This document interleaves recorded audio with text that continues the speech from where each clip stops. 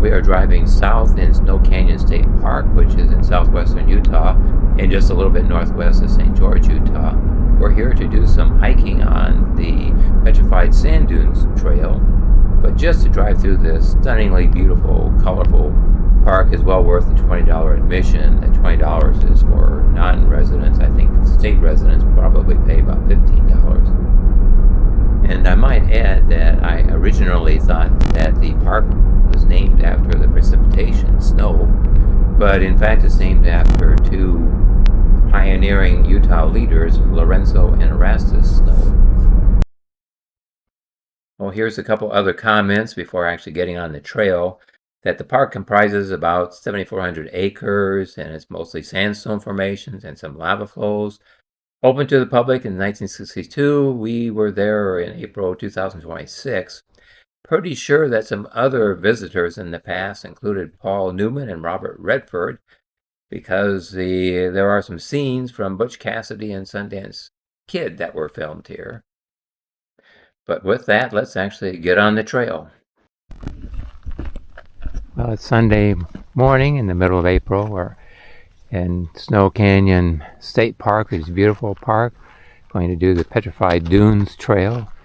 You can kind of see the Petrified Dunes over there, which is just old sand dunes that have really solidified into rocks.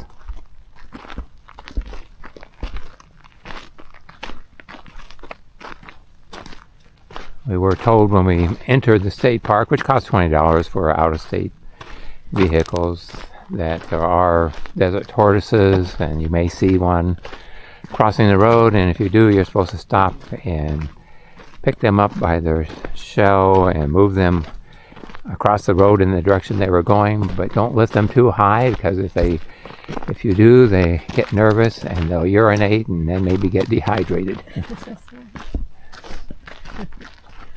I'll try to talk a little bit about the geology, although I'm not a geologist, but the Utah Geological Survey published a nice pamphlet about the park's geology, and apparently the majority of the sandstone in the park is from wind-blown sands of the Navajo sandstone that were formed about 173 to 183 million years ago. Sand grains are not loose because they've been cemented over time by various processes. The red color is due to iron in the deposits. Later, from about 2,000 to 23 million years ago, there was a period of volcanism that deposited basaltic lavas, and you can see those in several places, some lava flows or some lava caves, and even some rocks laying around in the sand dunes that are remnants of those lava flows.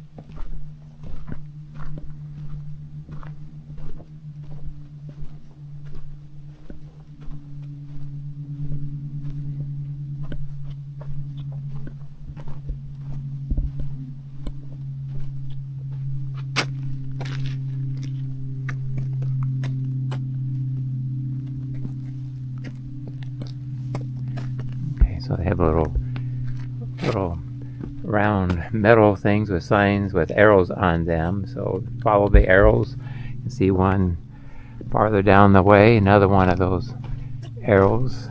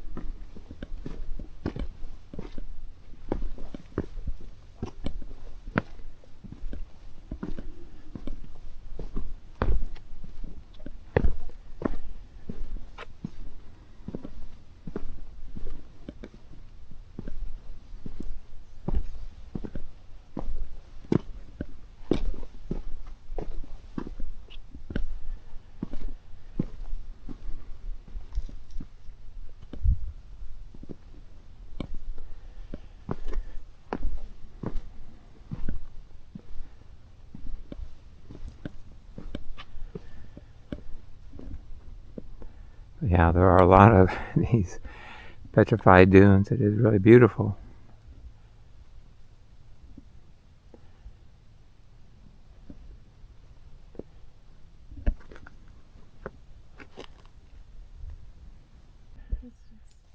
And the formations here are just fantastic, so beautiful.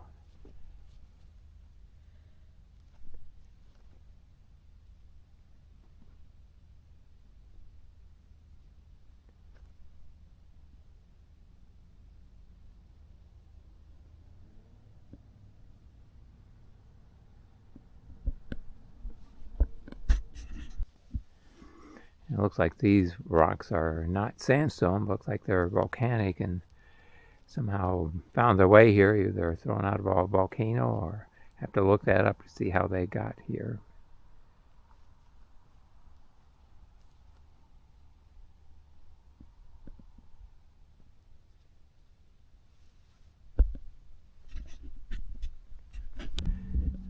On top of one of the higher dunes here, just take a panoramic view. Incredible views all around. Little tree growing out of the sand. Anywhere there's some dirt accumulated, life seems to be able to find a way.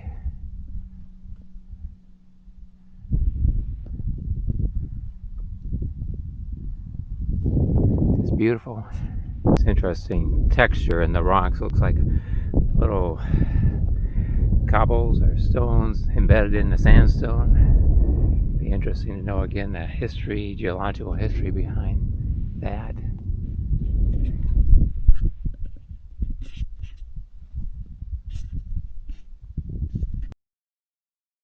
And here's just a few still shots of the petrified sand dunes. And after that, a few shots of a very interesting shop in St. George that you might be interested in.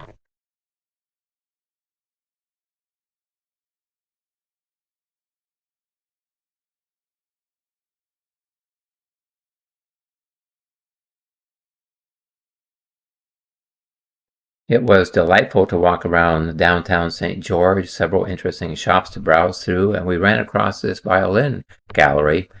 The owner is local, and she was just delightful to talk with. She sells, rents, repairs, restores instruments.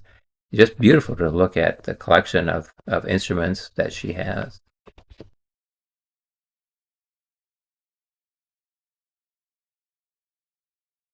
And arguably the best was saved for last because we love bakeries. And we found this really wonderful bakery, Banu Bakery in St. George. And we could eat there every day, every meal.